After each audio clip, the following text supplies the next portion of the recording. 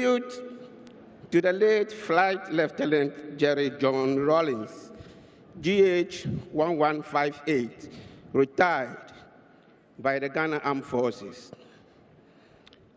The great Nelson Mandela said, and I quote, "When a man has done what he considers to be his duty to his people and country, he can rest in peace." I believe I have made that effort, and that is therefore why I will sleep for the eternity. Any keen observer will agree that these words of Nelson Mandela resonate equally with the life of His Excellency Flight Lieutenant J.J. Rawlings, whom we mourn today. The late Flight Lieutenant Jerry John Rawlings was commissioned into the Air Branch of the Ghana Air Force as a pilot officer on 25 January 1969, on completion of his basic military training at the Ghana Military Academy. Flight Lieutenant Jerry John Rawlings' passion for flying was very evident even as a very young officer, and the route to that realization was challenging. However, by dint of hard work and dedication, he successfully achieved that cherished objective.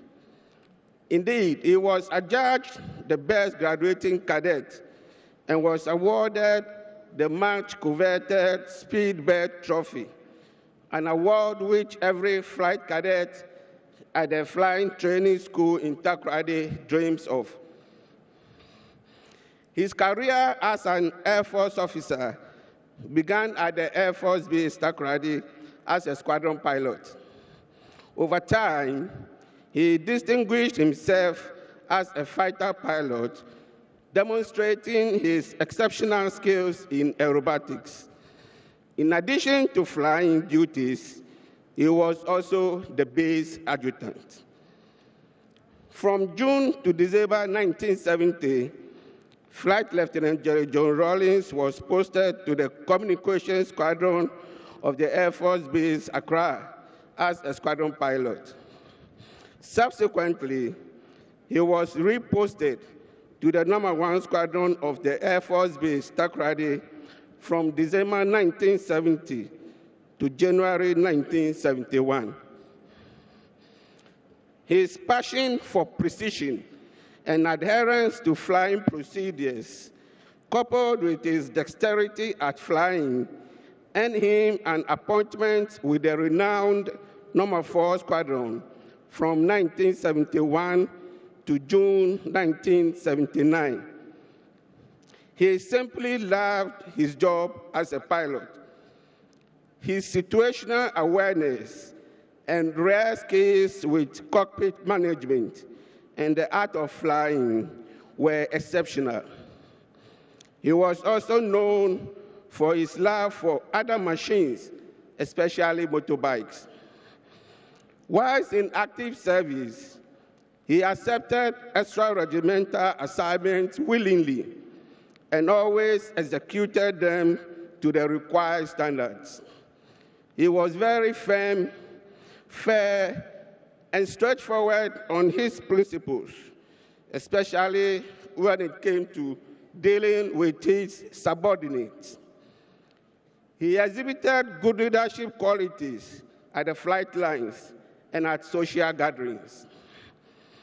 The late former president had an affable personality, and his social etiquettes were that of an officer and a gentleman. In addition, he was an ardent sportsman, and he particularly loved horse riding and boxing.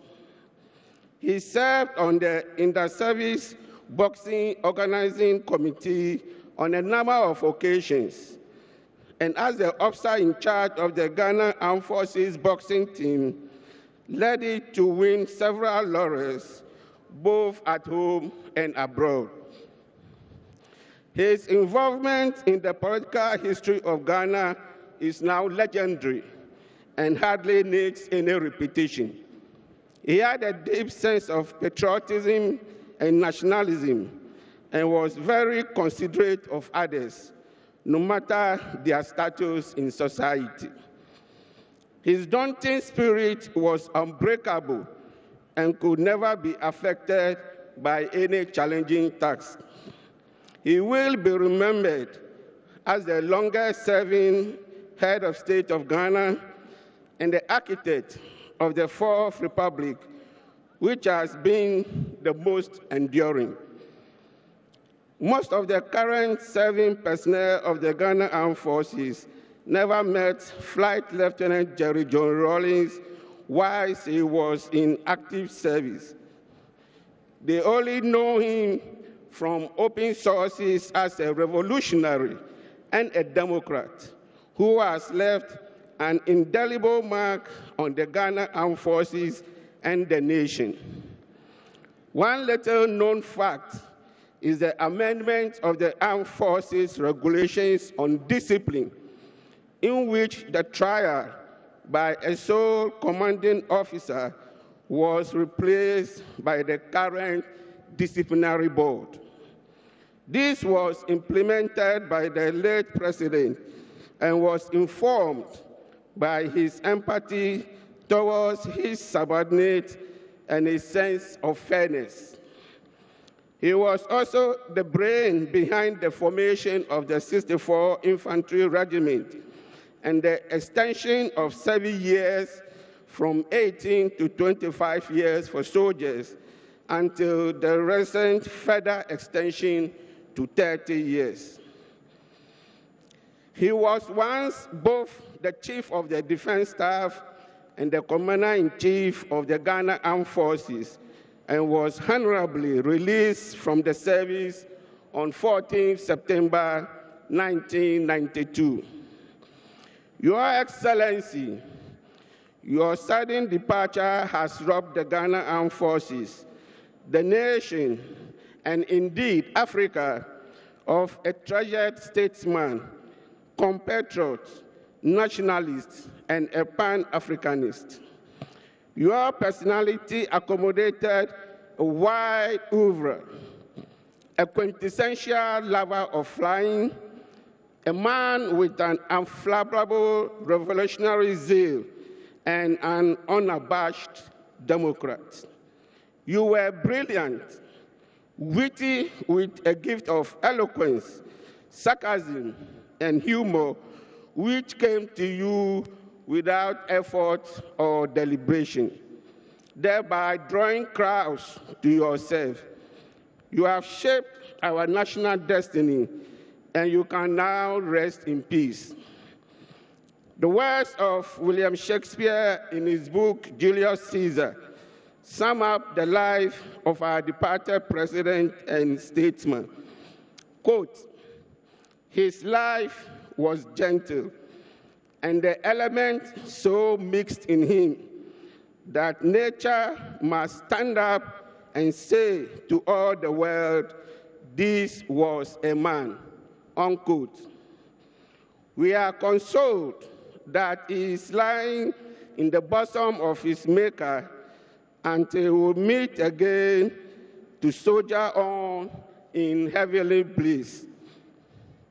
This tribute concludes with hymn number 896 of the Methodist hymn book, which says, quote, "Now praise we great and famous men, the fathers named in story, and who now, as then, reveals in man his glory.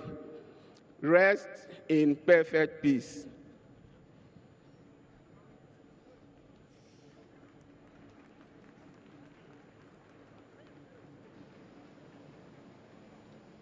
Thank you very much, sir. The choir will sing.